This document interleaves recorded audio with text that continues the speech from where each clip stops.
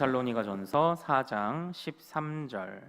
자, 우리 같이 한 목소리로 읽겠습니다. 자, 시작. 형제들아, 자는 자들에 관하여는 너희가 알지 못함을 우리가 원하지 아니하노니 이는 소망 없는 다른 이와 같이 슬퍼하지 않게 하려 함이라. 아멘. 아멘. 우리가 함께 읽은 이 말씀을 통해서요, 그리스도인의 죽음과 부활이라는 제목으로 우리가 은혜를 같이 나누도록 하겠습니다. 제가 몇 가지 이제 문제를 좀 한번 내볼게요. 이게 퀴즈입니다. 한번 대답을 한번 해보시죠. 이 땅에 살아가는 모든 사람은요, 하나님의 백성이든지 아니든지 죽습니다. 언젠가는 죽음을 맞이해야 됩니다. 이 땅에서의 죽음이요. 그러면 우리가 모두가 다 죽잖아요. 우리는 새 생명을 가졌다고 하는데 모두가 다 죽는데, 그렇다면 우리가 하나님의 백성이라는 것을 어떻게 확신할 수 있을까요? 그러니까 우리는 새 생명을 가졌어요. 그런데 모두가 그냥 다 죽어요. 똑같이 죽어요. 그런데 우리가 새 생명을 가졌다는 걸 어떻게 확신할 수 있을까요? 어떻게 확신할 수 있습니까? 예, 맞습니다. 바로 부활로 우리가 그 확증을 받는 겁니다. 로마서 1장에 보면 이런 말씀이 있어요. 우리 예수님께서 부활하심을 통해서 하나님의 아들로 선포되셨다라는 말씀이 로마서 1장 4절에 있습니다. 그러므로 이 부활이다라는 것은요, 여태까지 예수님이 하신 모든 말씀과 예수님이 말씀하신 신분이 정말 하나님이 보증하시는 신분이라는 증명서가 바로 부활이었습니다. 마찬가지로 그 예수 그리스도를 신실하게 따라가는 우리도 하나님의 택함 받은 백성이라는 것을 무엇으로 보증받습니까? 그게 바로 부활의 약속으로 보증을 받는 거예요. 물론 이게 우리에게 아직 손에 잡히는 일은 아닙니다. 이게 우리에게 아직 손에 잡히는 일은 아니에요. 그러다 보니까 사실 우리가 왜 그런 때가 있잖아요. 제가 이제 얼마 전에 몇몇 의사들, 어떤 의사분들이 그런 말씀을 하세요. 이게 고혈압을 잘 관리해라. 고혈압이 계속되면은 이제 신장도 나빠지고 이런다, 이런 얘기를 하는데, 우리는 뭐 뒷목 당기면 혈압이 온다 이렇게 생각을 하잖아요. 그런데 의사들이 하는 말은 요거는 그냥 피곤해서 그런 거고, 혈압이라는 것은 증상이 없대요. 그러니까 겉으로 드러나는 증상이 없답니다. 그러니까 몸이 망가지고 있어도 사실은 이제 모른다는 겁니다. 그래서 이 혈압을 잘 관리해라, 이제 이렇게 이야기를 하고 있는 거예요. 그런데 많은 분들이 이 혈압을 관리를 자기 임의대로 한답니다. 약 한 번 먹으면 평생 먹어야 돼, 뭐 이러면서 약을 임의대로 끊어보기도 하고, 또 이 약이 나타나는 어떤 뭐 부종이나 아니면 이런 부작용이 있어서 약을 임의대로 끊는다는 거예요. 그러니까 의사들이 이야기를 한답니다. 아니, 이렇게 하시다가는요, 20년 뒤에, 20년, 30년 뒤에 진짜 무슨 일이 일어날지 모릅니다. 이렇게 얘기를 하는데, 이게 긴장감이 별로 안 든다는 거예요. 왜냐? 30년 뒤의 일이라니까요. 그러니까 지금 당장 내가 부작용이 있고 당장에 내가 염려가 있는 게 더 중요하지, 30년 뒤에 일어나는 일이라는 거는 별로 그렇게 사람들이 신경을 이제 안 쓴다고 합니다. 그것처럼 참 이 사람이요, 나중에 있는 무언가, 그걸 가지고 원동력을 가지고 살아가기는 참 쉽지 않습니다. 그러나 그게 단순한 뭐 우리의 마음에 동기를 불러일으키는 원동력의 차원이 아니라, 우리가 진짜 하나님의 백성이냐 아니냐를 판가름해주는 결정적인 사건이라면, 우리가 이게 20년 뒤에 있을지 30년 뒤에 알 수 있을지는 몰라도 우리가 이 마지막 때에 우리에게 임할 이 부활에 관해서 우리가 어찌 가볍게 생각하며 살 수 있겠습니까? 그러니까 우리는 정말 이 죽은 자의 부활이라는 것에 관해서 우리가 확실한 믿음을 가져야 거기까지가 구원의 완성이라는 그런 생각을 우리가 잊지 않아야 합니다. 모든 사람이 죽어요. 그렇다면 우리는 어떻게 하나님의 백성으로 보증을 받습니까? 바로 예수의 부활을 통해 우리가 가진 부활의 소망으로 보증을 받는 줄로 믿습니다. 자, 그럼 또 OX 퀴즈를 하나 내볼게요. 자, 부활은 하나님의 백성만 경험한다. OX. X. 예, 우리 되게 이제 훈련이 잘 되어 계신 거네요. 예, X입니다. 바로 왜 그러냐면 사도행전 24장 15절에 보면 그때에 의인과 악인의 부활이 있다고 가르치고 있습니다. 성경은.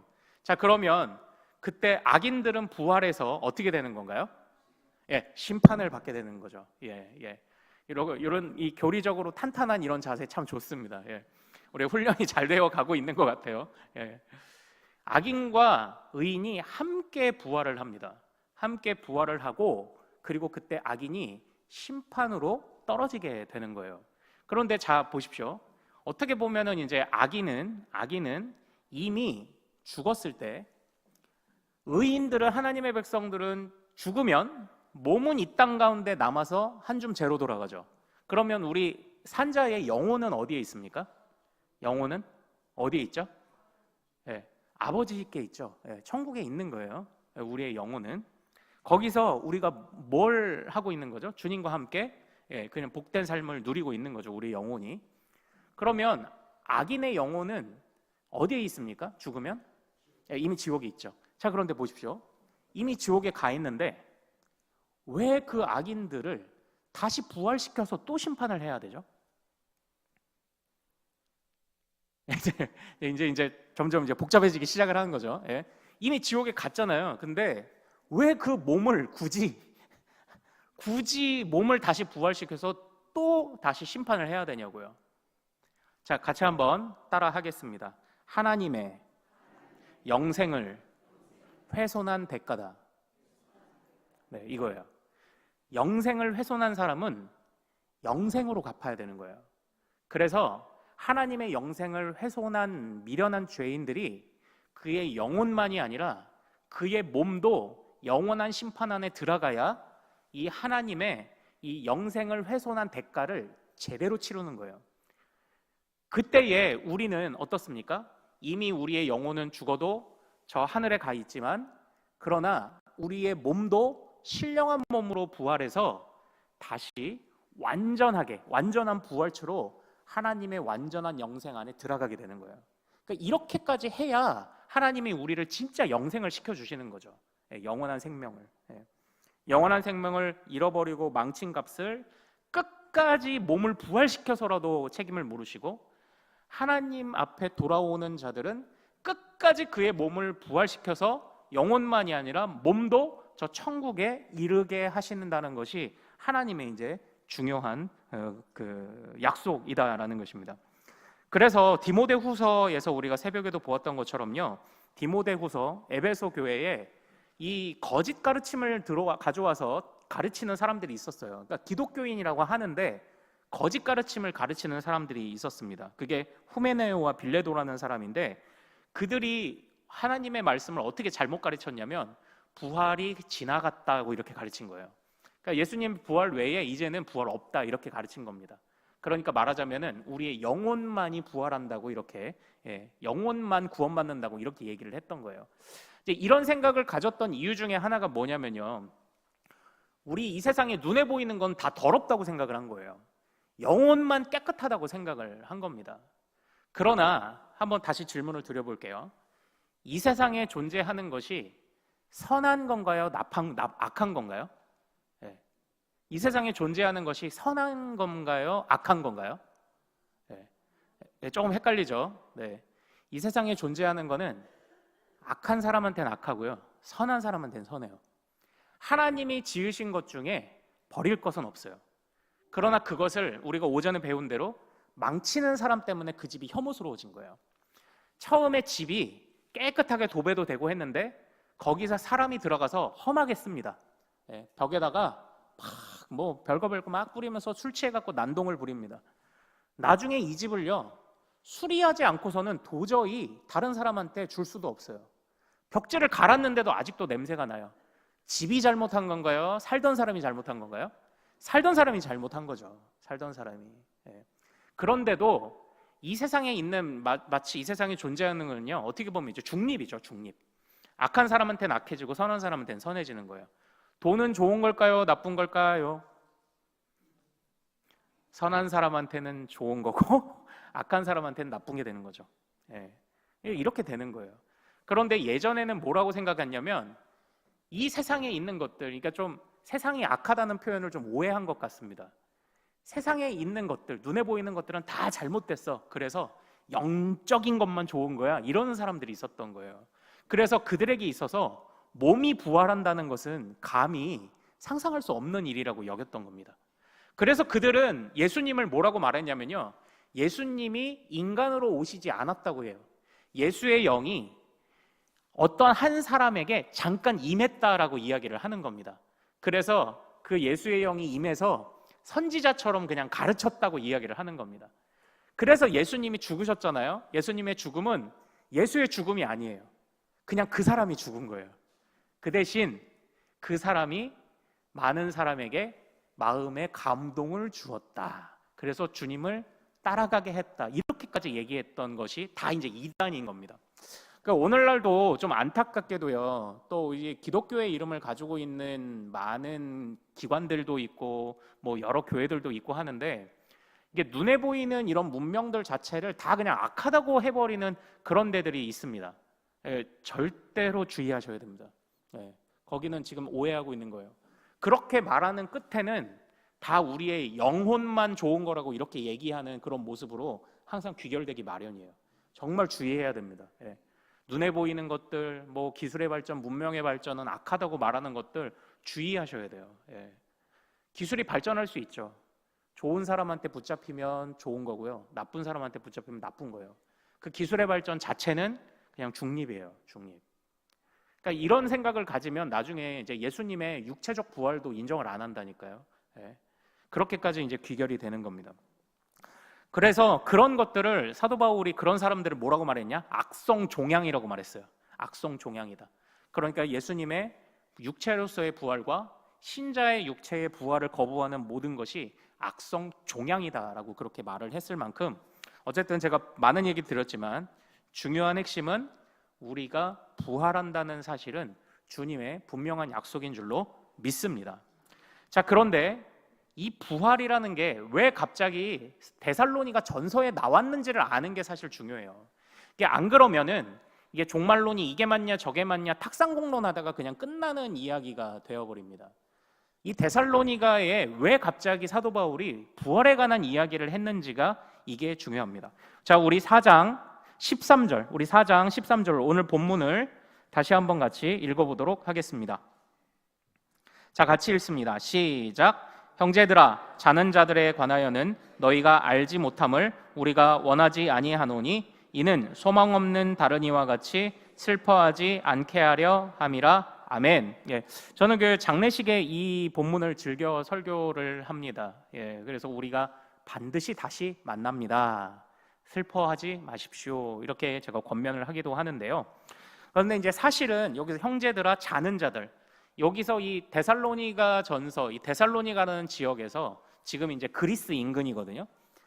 여기서 이 자는 자라는 표현은 그 단순하게 그냥 적당히 살다가 이렇게 죽은 사람을 말하는 게 아니고요. 그 사도행전 17장에서 보면은 이제 바울과 실라와 그 디모데가 이 데살로니가 지역을 방문해서 전도를 했습니다. 그래서 새 안식일이 지나도록 한 3주 동안 이렇게 전도를 했는데 이게 놀라운 열매들이 있었던 거예요. 놀라운 열매들. 그런데 그때에 그 중에 유대교인들이 사도 바울의 2차 전도 여행 데살로니가에서 유대인들이 사도 바울을 모함하기 시작해요. 뭐라고 모함하냐면 저 사람들이 가이사, 로마의 황제가 아닌 또 다른 황제를 믿어야 된다고 전하고 있습니다. 반란입니다. 영모입니다라고 누명을 씌운 거예요. 그래서 이 사도 바울과 그를 함께 맞아주던 회심한 그리스도인들이 이제 갇히게 됩니다. 그래서 어렵사리 사람들이 돈을 모으고 해서 보석금을 주고 풀려나는 일이 발생을 하는데, 그때 사도 바울의 일행이 데살로니가에서 추방을 당하게 되는 거예요. 그러니까 데살로니가에 있는 성도들을 보면 사도 바울이 애가 타는 겁니다. 그들이 회심해서 돌아온 건 아는데, 그러니까 회심해서 돌아온 건 알지만 그들을 잘 양육해서 성숙하게 만들고 싶은데 쫓겨나 버린 거예요. 그러니까 마음이 지금 애가 타는 상황입니다. 그런데 그때에 데살로니가 교회 안에 이제 하나의 문제가 있어서 성도들이 고민하고 있다는 소식이 들려왔던 거예요. 그게 뭐냐면 박해가 시작되는데, 그러니까 얼마나 대단합니까? 박해가 있는데도 불구하고 신앙생활을 하기로 결정을 한 거죠. 그런데 그 박해받는 사람들 중에 일부가 죽임을 당한 거예요. 여기서 말하는 먼저 자는 자들이란 먼저 박해받아 죽은 사람을 이야기를 하는 겁니다. 그러니까 먼저 박해받아 죽은 사람들을 보면서 기존의 성도들은 어떤 마음이 들었을까요? 예. 이거 믿음을 포기해야 되나? 예. 아니, 주님이 우리에게 새 생명을 주신다면서 근데 눈에 보이는 건 다 죽어나가는데 이걸 도대체 어떻게 해야 되지? 그 혼란이 있었던 거예요. 그래서 그 혼란을 바로잡아 주려고 기록한 게 지금 이 부활에 관한 소망이었던 겁니다. 그래서 사도 바울 선생님이 14절, 자, 우리 14절 같이 한번 읽어보도록 하겠습니다. 자, 시작. 우리가 예수께서 죽으셨다가 다시 살아나심을 믿을진대 이와 같이 예수 안에서 자는 자들도 하나님이 그와 함께 데리고 오시리라. 아멘. 이렇게 되어 있어요. 그러니까 우리는 이제 보통 먼저 돌아가시는 분들을 이제 망자 이렇게 얘기하죠. 망자, 예, 망자. 그리고 남은 그 뭐 아내나 가족을 미망인 이렇게 얘기하죠. 이 망자가 무슨 뜻입니까? 망한 사람이란 뜻이에요. 미망인은 무슨 뜻이죠? 아직 안 망한 사람이란 뜻입니다. 이게 우리가 일반적으로 보는 죽음의 관점이죠. 그런데 오늘 주님 안에 있는 자들은 비록 박해 속에 죽었지만 사도 바울은 지금 그들이 뭐라고 이야기를 하는 겁니까? 죽었다가 아니라 뭐다? 잔다라고 표현을 하고 있는 거예요. 잔다. 예.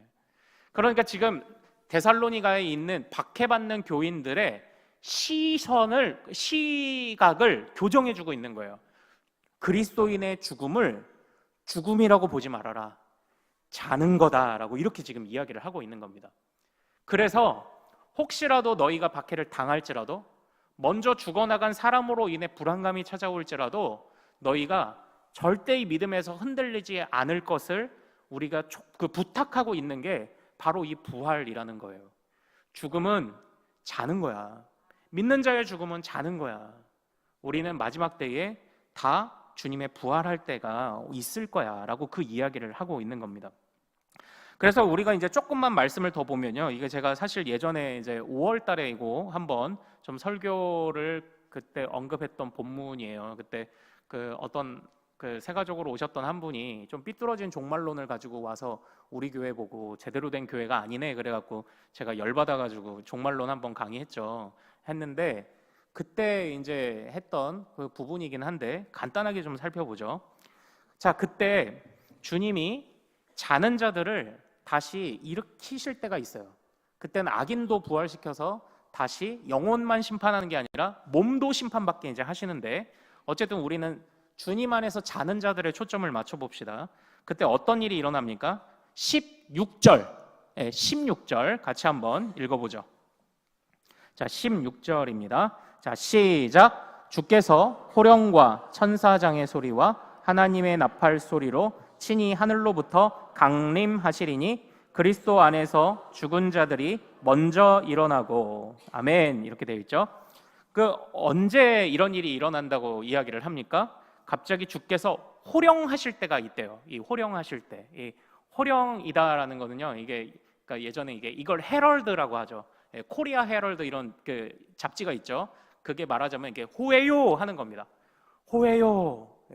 놀라운 일이 일어난다라고 이렇게 선포하는 걸 호령이라고 합니다. 헤럴드라고 이제 그래요. 그때에 주님이 천사장의 소리와 하나님의 나팔 소리로부터 강림하시는 때가 있어요. 이걸 우리는 뭐라고 해야죠? 주님의 재림이라고 이야기를 합니다. 주님의 재림. 저는 우리 교회에서 우리 박재국 집사님과 정진옥 권사님이 제일 행복하신 분이라고 생각을 합니다. 막내딸 이름 재림이 이미 재림을 소유하신 우리 애도 재림이라 지을 걸 그랬어. 어쨌든 이름 얼마나 좋아요. 이 재림이. 이 재림, 주님의 재림이라고 이제 이야기를 하죠. 그러니까 주님이 재림하신다는 겁니다. 그런데 그때 어떤 일이 일어난대요? 먼저 누가 일어나죠? 죽은 자들이 일어납니다. 죽은 자들이 일어나요. 자, 그러면 먼저 죽은 자들이 일어난대요. 악인과 의인이 동시에 일어납니다. 악인은 그들에서 영원한 심판을 육체까지도 경험하는 것으로 가고, 주님 안에서 잔다고 표현했던 믿는 자들의 영혼과 육체가 부활하여 영원한 생명으로 들어가게 되는데, 이제 17절부터 이제 좀 고민이 생기기 시작하는 거예요. 17절을 같이 한번 읽어보겠습니다. 자, 시작. 그 후에 우리 살아남은 자들도 그들과 함께 구름 속으로 끌려올려 공중에서 주를 영접하게 하시리니 그리하여 우리가 항상 주와 함께 있으리라. 아멘. 이제 이 말씀이 주어집니다. 먼저 잠자던 자들이 일어나서 육체의 부활까지도 영원한 생명으로 들어가고, 그 다음에 우리 남은 자들은 어떻게 된답니까?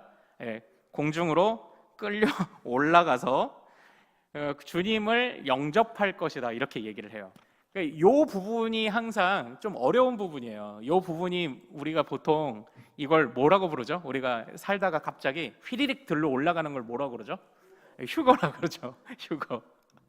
그래서 이 휴거에 관해서 참고로 우리 종교 개혁가들은 휴거를 말하지 않았습니다. 이 휴거라는 걸 좀 주의해서 좀 볼 필요가 있습니다. 참고로 이제 이 본문이, 그래서 이제 아마 여러분들도 영화나 책을 보신 분들 있을 거예요. 레프트 비하인드라는 책 있습니다. 그게 뭐냐면 사람들이 이제 남는 거예요. 남고 갑자기 어느 날 휘리릭 이렇게 사라지는 거예요. 비행기를 몰다가 갑자기 기장이 휘리릭 하고 사라져요. 확 사라지고 옷만 남아 있어요. 막 이런 일들이 벌어진다는 거예요. 마지막 때 이제 그걸 팀 라헤이라는 사람이 굉장한 장편 소설로서 이제 지은 게 번역이 됐는데, 이제 그런 영향들 때문이라 그런지 이제 한창 또 이제 휴거에 관해서 우리가 또 관심도 좀 많이 있었죠. 그런데 이제 이 부분이 어떤 부분이냐면, 성경으로 해석을 해야 되는데, 이때 이렇게 끌어올려가다라는 이 표현이요. 자, 끌어올려가는 게 단순하게 이제 영화나 책을 보면 그냥 휘리릭 사라지고 끝나요. 그런데 이 끌려 올라가는 게 어떤 표현과 같이 쓰였는지 보십시오. 끌려 올라간 사람들이 공중에서 뭘 하죠? 공중에서 뭘 하죠? 주를 영접하게 하시리니, 영접하게 하시리니예요. 끌려 올라간 사람들이 무엇을 하냐면 주님을 영접한다라는 거예요. 그런데 여기서 이 영접하다라는 단어가 중요해요. 영접하다라는 이 단어가 언제 쓰였냐면 마태복음 25장에 신랑을 맞이하기 위해 기다리는 열 처녀의 비유에 관해서 쓰였던 게 이 영접하다라는 단어입니다. 기름 등불을 미리 준비하고 있던 여인은 그 신랑을 맞이했죠. 그러나 그렇지 않은 여인들은 어리석고 게으르다 하면서 그 신랑의 잔치에 들어오지 못하는 일이 벌어지죠. 그때 이미지를 한번 잘 생각해 보세요. 신랑이 와요. 그리고 그 신랑을 맞이하기 위해서 나가서 기다리고 있어요. 그러면 신랑을 맞이하면 어떻게 되나요? 그냥 거기서 만나고 그냥 끝나요? 아니죠. 신랑을 맞이해서 다시 잔치집으로 되돌아와요. 이게 성경에서 말하는 이 영접이라는 것의 이제 중요한 표현 중에 하나입니다. 이게. 그러니까 주님께서 우리를, 그러니까 이게 사실 뭐 진짜 옷만 남고 휙 들어 올려지냐 뭐냐, 그건 모르겠어요. 모르는데 중요한 거는 그 들려 올려진 사람들이 주님을 맞이해서 다시 오는 거예요. 그 주님을 맞이하기 위해 선발대로 나갔다가 다시 맞이하여 와요. 그래서 레프트 비하인드 같은 거는 우리가 휘리릭 사라져서 이 사람이 어디 갔나 모르잖아요. 그런데 아니에요. 성경의 온전한 종말로는 주님을 맞이한 자들이 와서 이 세상 어느 누구도 부인할 수 없는 예수님의 재림을 선포해요. 그냥 휘리릭 사라지고 그냥 끝나는 게 아닙니다. 자, 그런데 이제 점점 복잡해지죠. 복잡한데, 그런데 결국은 사실은요, 성경이 이런 거 논하라고, 이런 걸로 그냥 싸우다가 끝나라고 우리에게 이 말씀을 주신 게 아니에요. 사실 이 17절의 초점은 우리가 산 채로 들어 올려지냐, 옷 입은 채로 가요? 아니면 옷 벗고 가요? 가서 사라져요? 가서 다시 와요? 이게 핵심이 아니에요. 17절을 다시 한번 읽어보겠습니다. 17절 다시. 자, 시작. 그 후에 우리 살아남은 자들도 그들과 함께 끌어올려 공중에서 주를 영접하게 하시리니 그리하여 우리가 항상 주와 함께 있으리라. 아멘. 아멘. 여기서의 중요한 핵심은요, 우리가 항상 주와 함께 있다요. 여기서의 핵심은 우리가 항상 주와 함께 있다예요. 그러니까 지금 박해를 받고 있는 데살로니가 사람들에게 사도 바울이 너희들 나중에 말이야 저 사람들은 다 남고 너희만 휘리릭 몸으로 들으려 올라갈 거야. 이런 얘기가 위로가 될까요? 그걸로 위로가 되는 이야기가 아니에요. 예. 아니요, 제가 옷을 입고 가든 안 입고 가든 그게 뭐가 중요해요? 중요한 건 지금 내가 힘들다니까요. 박해를 못 견딜 만큼 힘들다니까요. 결과적으로 그들에게 사도 바울이 주고자 했던 메시지는 뭘까요? 너희는 사나 죽으나 주와 함께 있는 거야. 사실 이 메시지를 주기 위함이었어요. 그래서 이제 저는 오늘날 이 종말론이 왜곡되는 게 뭐가 안타깝냐면 그냥 그것만 논하다 끝나는 거예요. 그냥 종말론만 논하다가 끝나는 겁니다. 예.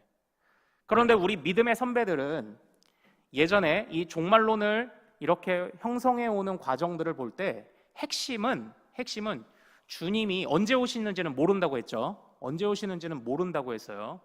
그거 하나 외에는 산채로 가는지 죽은 자가 가는지 옷을 입고 가는지 벗고 가는지 거기에 의미를 두지 않았어요.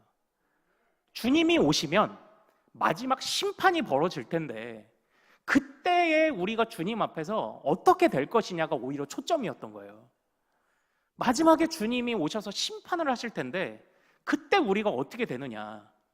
그때 우리는 어떻게 되나요? 우리가 영원히 주와 함께 있느니라. 거기에서 심판을 이기는 그 놀라운 소망의 약속이 거기 나오는 거예요. 그러니까 종말론은 박해 속에서도 주님이 우리와 함께 하신다는 걸 가르쳐 주시기 위해서 믿음의 선배들이 가르친 거지 이거 가지고 네가 맞네 내가 맞네.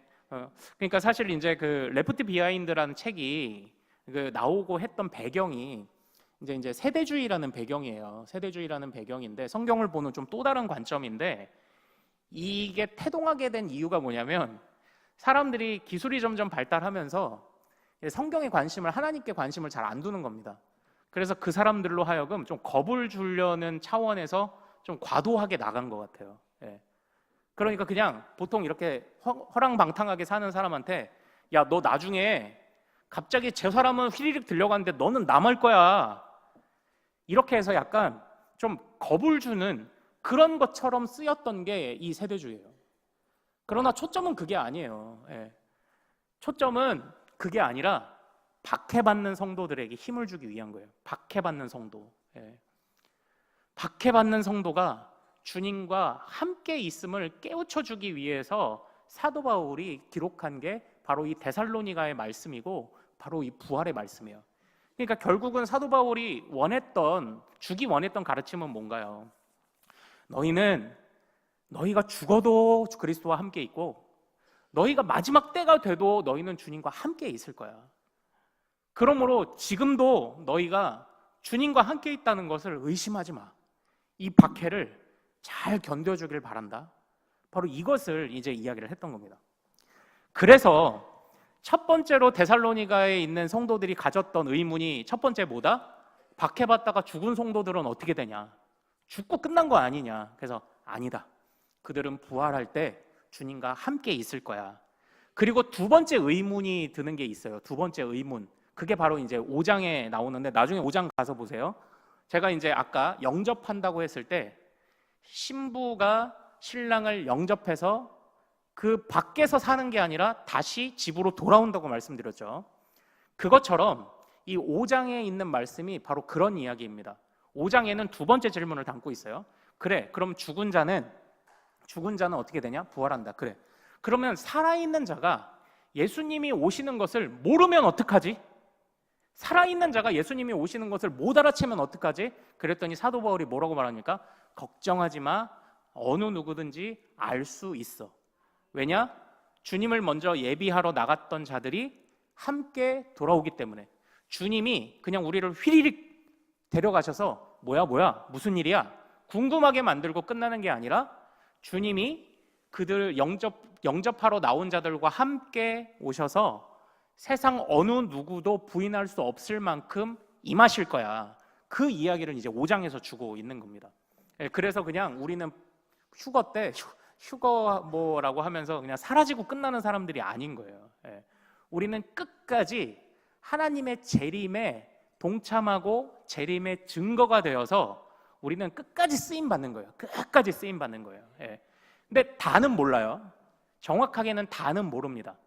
그러나 중요한 건 오늘날 우리가 부활에 관해서 또는 마지막 종말에 관해서 이걸 어떤 마음으로 우리가 받아들여야 하느냐, 어떤 마음으로 우리가 이 믿음을 가져야 하느냐, 결국은 지금 현재를 위해 미래의 일을 약속하신 겁니다. 그러니까 나중에 어떻게 되냐 이 얘기를 논하려는 게 아니라 결국은 지금을 위해 주신 거예요. 지금 믿음 잃지 마. 나중 일은 걱정하지 마. 나중 일은 걱정하지 마. 옷을 입고 떠나요? 벗고 떠나요? 에덴 동산은 벗고 있었으니까 벗고 떠나지 않을까? 이게 뭐가 중요해요? 중요한 거는 하나님이 너희와 끝까지 함께 하실 거야. 그러므로 지금도 그 마음으로 살아. 이걸 부탁하는 거예요. 그런데 우리는 이 핵심 줄기는 다 떼어먹고 이 가지에만 매달려가지고요. 가지에만 매달려서 거기서 산다니까요. 그 마지막 때에 잘 보세요. 마지막 때에 주님이 오셔서 우리를 심판대에서 건지실 것입니다. 근데 사실 이거 말고 무슨 얘기가 더 필요한가요? 궁금은 하죠. 궁금은 한데 뭐 옷을 입고 가냐 벗고 가냐 그거 아는 게 뭐가 중요하죠? 제가 항상 말씀드리듯이 좋은 뿌리를 가지고 있으면 좋은 열매가 맺히는 건 당연한 일이에요. 의심할 것도 없어요. 걱정할 게 아니라니까요. 나중에 열매가 녹색이면 어떡하지? 난 빨간색이면 좋겠는데 이게 뭐가 중요하냐고요. 그냥 열매가 맺힌다는 게 중요한 거지. 그러므로 사도 바울이 이 데살로니가에 있는 교인들에게 이 편지를 왜 썼는지를 우리가 잘 생각하기를 원합니다. 주님이 우리에게 왜 부활을 약속하셨습니까? 믿음을 버리지 말라고 약속하신 겁니다. 주님이 왜 마지막 때에 다시 재림하셔서 그 놀라운 일들, 다 알지는 못하지만 놀라운 일들이 왜 있을 것이라고 사도 바울을 통해 말씀하셨습니까? 박해를 견뎌내라고 그 말씀을 주신 겁니다. 궁극적으로 주님이 무슨 얘기를 하고 싶어서 우리에게 이 말씀을 주신 겁니까? 하나님이 너희와 항상 함께 하시니 지금도 그리고 영원까지 주님과 함께하는 이 믿음을 버리지 말라. 결국은 우리에게 그 말씀을 지금 주고 계시다라는 것을 절대 잊지 않으시기를 소망합니다. 사랑하는 여러분, 이 죽음과 부활이라는 것, 제가 서두에 말씀드린 것처럼 이게 참 내가 이 혈압약을 먹어서 지금 생기는 부작용이 문제지 내가 20년, 30년 뒤에 일을 어떻게 한다고. 그러니까 나중에 이런 유익들이 있다 그러면 이게 잘 우리가 감각이 없어요. 그래서 부활이라는 것도 영생이라는 것도 생각보다 우리 신앙생활에 원동력이 되지 못할 때가 많이 있어요. 아니 지금 내가 죽게 생겼는데 뭐 나중이 뭐야 이런 생각이 이제 솔직히 든다고요. 그러나 그 영생과 부활이 우리 신앙생활에 있어서 핵심이라면 이걸 과연 우리가 나중 일 어쩔 줄 알고 하면서 먼 훗날 일이라고 그냥 제쳐놓고 살아갈 수 있을까요? 아니요. 이걸 잃어버리면 우리는 다 잃어버리는 것이나 다름없습니다. 그러므로 사랑하는 여러분, 부활 소망을 가진 자는 주님이 항상 함께 하심을 고백합니다. 그래서 흔들리지 않아요. 결국은 우리 사랑하는 여러분들, 또 저와 여러분이 스스로 우리가 또 다짐할 수 있기를 소망합니다. 부활하신 주님이 승리하신 것처럼 주님과 영원히 함께하는 우리에게도 동일한 승리의 은혜가 주어질 것이다.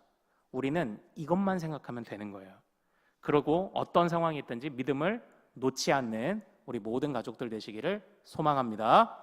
자, 우리 같이 좀 찬양하고 기도하죠. 주가 보이신 생명의 길.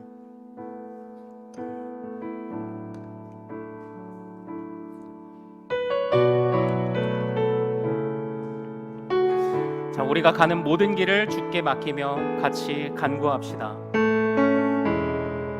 주가 보이신 생명의 길, 나 주님과 함께 상한 마음을 들이며 주님 앞에 나가니 나의 의로움이 되신 주 그 이름 예수 나의 길이 되신 이름 예수 나의 길 오직 그가 시나니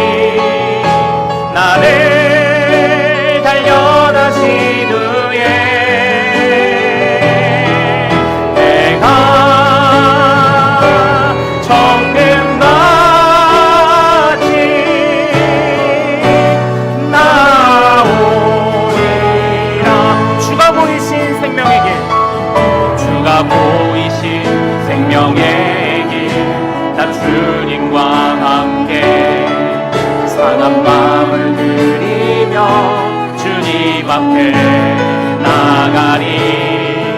나의 의로움이 되신 주 그 이름 예수, 나의 길이 되신 이름 예수.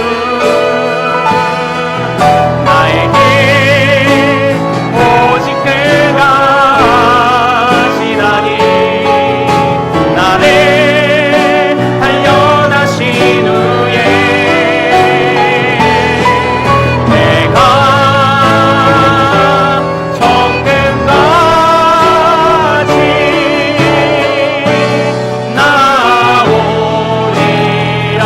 나의 길 오직 그가 하시나니 나의 길 오직 그가 하시나니 나를 단련하신 후에 내가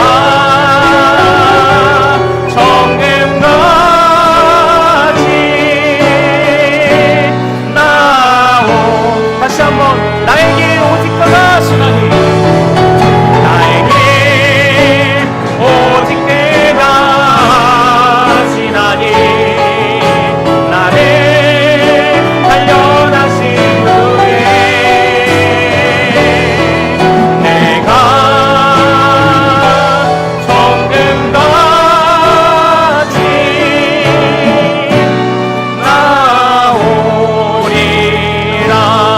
나오리라. 우리 이 시간 같이 말씀 붙잡고 기도하기를 원합니다. 정말 부활신앙을 가진 자는 지금의 우리에게 주님이 원하시는 믿음을 포기하지 않습니다. 정말 부활신앙을 가진 자는 주님 앞에 정금같이 나아가는 자인 줄로 믿습니다. 주님이 마지막 때에 우리를 영접하시고 심판에서 피하게 하시며 우리의 이름을 안다 말씀하시고 우리의 영혼도 구해주신 것 감사한데 우리의 육신까지도 부활시켜서 신령한 몸으로 완전한 영생을 주신다는 것이 얼마나 큰 선물입니까? 우리는 그것으로 족합니다. 다른 지식들은 우리가 주의해서 받아들여야 합니다. 중요한 것은 지금 우리가 정금같이 나아가기를 주님이 원하신다는 것입니다. 무슨 일이 있어도 데살로니가 교인들처럼 무슨 일이 있어도 흔들리지 않기를 바라시는 주님의 마음을 오늘 이 말씀을 통해서 깨닫기를 원합니다. 주여, 주님은 지금도 나중도 마지막 때에도 우리와 항상 함께 계심을 믿습니다. 그러므로 이러한 말로 서로를 위로하고 격려하며 어떤 상황이 올지라도 믿음을 놓지 않는 주의 백성들이 될 수 있도록 인도하여 주옵소서. 혹여라도 이 세상 죽음이 우리를 찾아올지라도 우리는 그저 자는 자들입니다. 우리는 망자도 아니요 아직 안 망한 미망인도 아니요 우리는 오직 자는 것뿐입니다. 그러므로 주님께서 우리에게 주신 이 믿음을 끝까지 놓치지 않는 자들, 주님을 놓치지 않고 주님의 옷자락을 놓치지 않고 단단히 붙들고 쫓아가는 자들 될 수 있도록 주여 인도하여 주옵소서. 자, 우리 주여 이름 크게 한번 부르고 같이 기도합니다. 주여!